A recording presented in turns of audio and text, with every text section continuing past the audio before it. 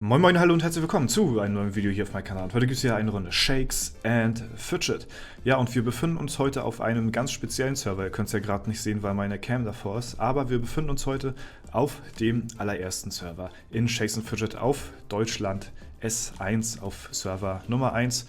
Und wir haben dort vor einiger Zeit schon mal nachgeschaut. Ich habe eben gerade mal mich informiert. Das war Ende 2018, Anfang 2019.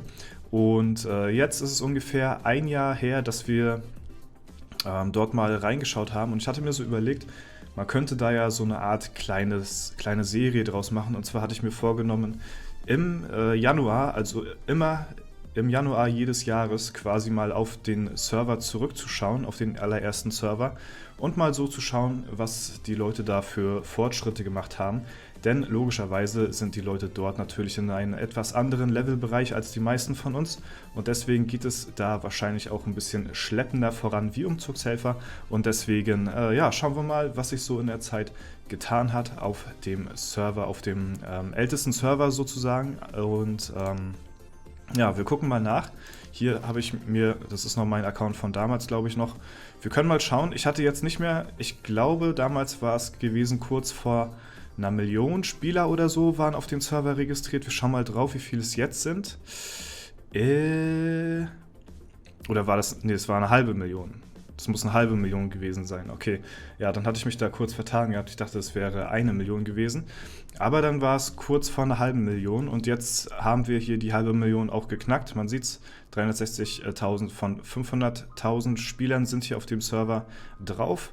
Und ja, ich würde mal so circa schätzen, ich weiß nicht mehr, wie viel es war,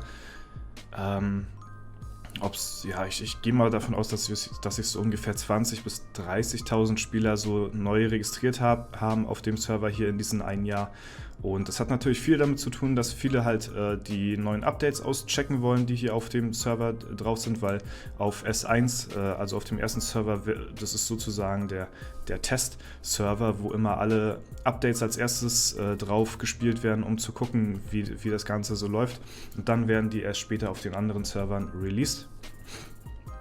Und ja, deswegen machen sich viele immer mal einen Account drauf und spielen ihn aber nicht weiter. Deswegen gibt es hier auch sehr, sehr viele inaktive Accounts. Aber genau deswegen hat der Server auch so viele registrierte Accounts, also eine halbe Million. Das ist ja schon mal erstmal ganz schön was, ne? Gut, und ich würde sagen, bevor wir lange weiter rumschwätzen, gucken wir mal in die Top-Ränge rein.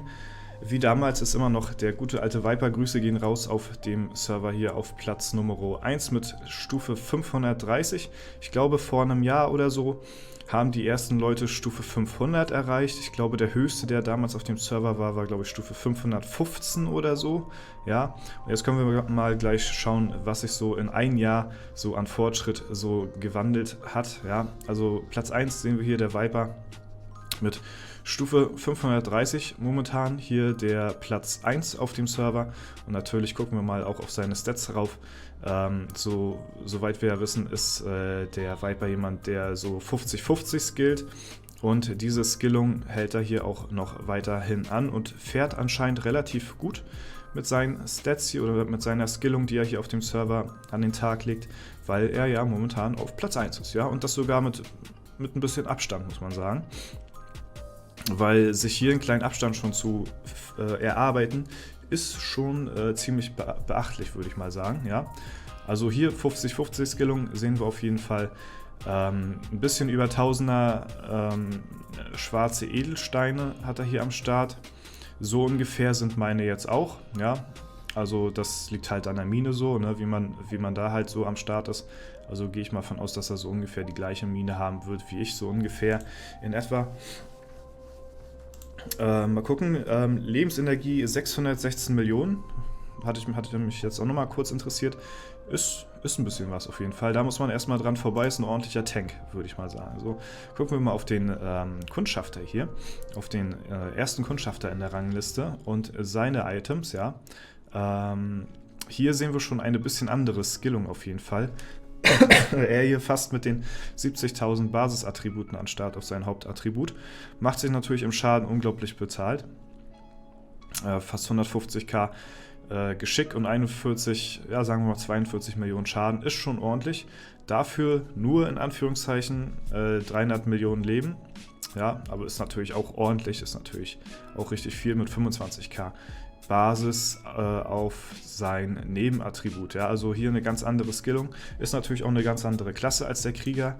Ja, als Krieger würde ich wahrscheinlich auch, ich würde glaube ich immer ein bisschen mehr Stärke skillen als Krieger anstatt Ausdauer, aber nicht viel, vielleicht so 5% mehr. Also wirklich ganz minimal, ja. Jetzt wird es halt interessant, jetzt kommen wir zum ersten Magier auf dem Server, den Suichiro, schwierig auszusprechen, aber hier sehen wir jetzt mal richtig krasse Stats, denn ihr seht schon fast 190.000 Intelligenz, das ist schon sehr, sehr viel, 91 Millionen Schaden und hat hier fast die 100k Basis-Stats, das muss man sich einfach mal ausdenken. 100k Basis-Stats, also 100.000 Mal auf den Intelligenz-Button gedrückt, ist schon sehr stark, würde ich mal sagen. Ja, viele von uns haben nicht mal 90k Intelligenz und er hat einfach die 90k schon drüber als Basis-Stats. So, das ist schon ziemlich heftig. Jetzt gucken wir mal aber mal im Vergleich zur Ausdauer. Bei der Ausdauer hat er deutlich, deutlich weniger. Da hat er nur 20.000 Basis-Stats als Magier. Aber ich finde halt persönlich als Magier brauchst du halt wirklich mehr Schaden. So, das ist halt das, was ich halt schon immer gesagt hatte.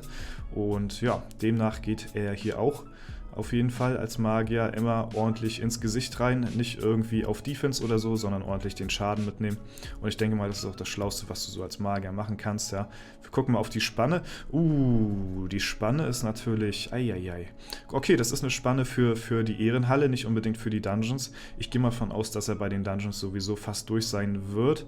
Ich weiß nicht, wie weit man jetzt so auf dem Level ungefähr ist.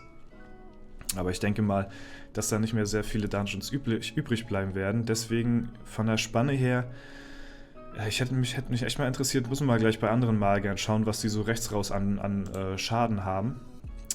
Aber das ist wirklich eine Spanne für die Ehrenhalle. Sehen wir übrigens bei den anderen Leuten auch hier. Die Spanne, okay, gut, bei Viper ist natürlich, okay, der hat eine ziemlich, ziemlich krasse Spanne hier. Ist auch eine normale Waffe, also Stärke gleicht er irgendwie durch seine Waffe aus, so ein bisschen. Und also ist halt keine Epic-Waffe, also keine Dreier-Attributswaffe. Ja, auch sehr interessant auf jeden Fall. So, und wir gucken mal, ich möchte mal kurz mal schauen, was hier so das höchste Level auf dem Server ist. Mal so zum Vergleich, wir haben hier 533, ist hier jetzt der höchste, den ich jetzt hier bisher sehe. 536 haben wir hier. Ein Papa von Toni haben wir hier am Start. Ein Magier, auch mit 130k. Stats, ja, man sieht natürlich, die Stats sind deutlich schlechter als bei den anderen. Dafür geht er halt ein bisschen mehr auf XP, ist halt ein XP-Spieler. Im Vergleich jetzt zum Beispiel zu ihm hier, der mit einem niedrigeren Level deutlich höher an der Rangliste ist. Ja, hier haben wir sogar einen, der ungefähr im Main-Level-Bereich ist, sag ich mal so. Also noch nicht ganz Level 500. Von den Stats her, ich weiß nicht, ob das so gut ist irgendwie.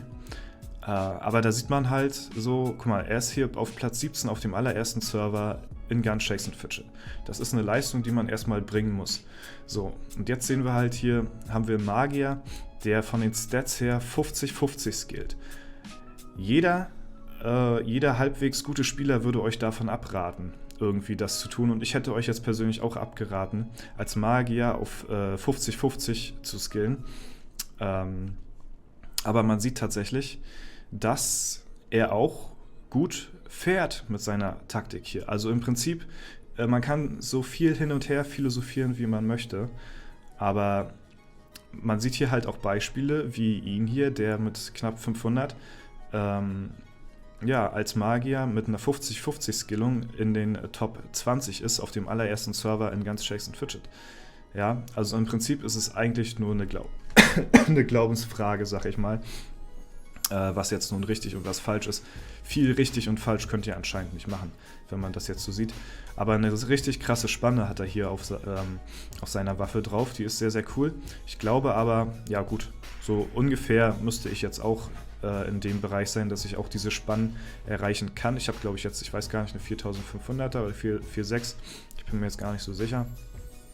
Aber auf jeden Fall ist er ja in meinem Levelbereich und deswegen könnte er halt auch, oder könnte ich halt auch so eine Spannen bekommen wie er auch. So, wir gucken mal weiter. 533 ist hier bisher das höchste Level gewesen. 534 haben wir hier. 535 haben wir hier als Magier. Hier sehen wir halt wieder eine komplett andere Skillung, so als Vergleich auf dem Magier. Ja, also es ist relativ, ja, ich weiß nicht, also man muss sich da jetzt nicht einen Zacken aus der Krone brechen und da so eine fette Philosophie draus machen. Kann man natürlich, aber man sieht halt auch, es gibt halt auch Beispiele wie den guten Kollegen von eben, der ja gut oben dabei ist als Magier mit 50 Ausdauer, 50 Intelligenz-Skillung. So, 538 haben wir hier. 540er habe ich hier noch nicht gesehen, aber man kann so ungefähr sagen, in dem einen Jahr, wo wir jetzt hier nicht raufgeschaut haben auf dem Server, haben so die besten Leute etwa 15 bis 20 Level geschafft in einem Jahr. Und das ist natürlich auch eine starke Leistung. Hört sich natürlich wirklich sehr, sehr wenig an, aber das ist nun mal nachher so in dem Levelbereich, dass es da halt wirklich sehr, sehr langsam vorangeht. Und ja, so sieht es momentan aus hier auf dem Server. Wir können mal in die Gilden schauen.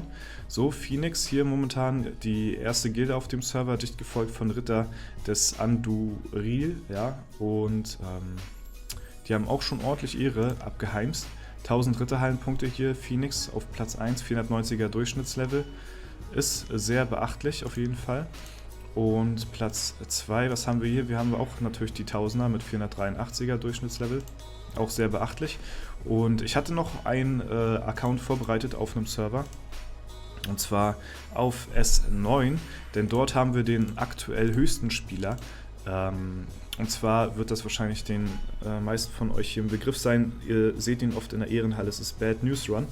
Ne? Ein wahrscheinlich Erfahrungsspieler durch und durch mit dem höchsten Level momentan, was es so in Shakes and Fidget gibt, mit Level 554. Ja? Und das auf S9, muss man sich mal einfach mal vorstellen. 8 Server, bevor der erste Server released worden ist. Und er hat einfach hier das höchste Level. Liegt wahrscheinlich daran, dass er halt wirklich ja, nur auf Erfahrung geht. So, ne? Und ich finde aber den Levelunterschied trotzdem sehr, sehr krass. Hat natürlich auch sehr beachtliche Stats für das, ja, dafür, dass er halt nur auf XP geht. Ja, und den wollte ich euch auch einfach nochmal hier präsentieren, gleich in dem Video, weil ich mir gedacht habe, ja, das passt auf jeden Fall, denke ich mal, ganz gut hier rein. 554, bin gespannt, was dieser Spieler hier so in dem nächsten Jahr schaffen wird. Ja, dann gucken wir da auf jeden Fall auch mal wieder rein und es wird wahrscheinlich sein, dass im nächsten Jahr noch nicht jemand Level 600 schafft, aber vielleicht im übernächsten Jahr könnte es soweit sein, dass jemand die 600 knackt. Ich gehe mal von aus, eher in 2 bis 3 Jahren, weil natürlich die Erfahrung auch immer weiter runter geht. Also schätze ich mal eher tatsächlich 3, sogar bis vielleicht 4 Jahre. Man weiß ja nicht, wie weit noch die Erfahrung runtergeht, so von dem Level her. Bin ich auf jeden Fall sehr, sehr gespannt und wir werden das Ganze im Auge behalten. Und ja, das war erstmal unser kleiner Überblick über den ersten Server auf, ja, oder in Shakes and Fidget, den es gibt. Und wir schauen auf jeden Fall nächstes Jahr rein, was sich da denn bis dahin wieder so getan hat. Ich hoffe, das Format hat euch gefallen. Falls es der Fall sein sollte, könnt ihr gerne eine Bewertung oder einen Kommentar dazu dalassen. Ansonsten wünsche ich euch noch einen super schönen Tag. Vielen Dank fürs Zuschauen, haut rein und bis zum nächsten Mal.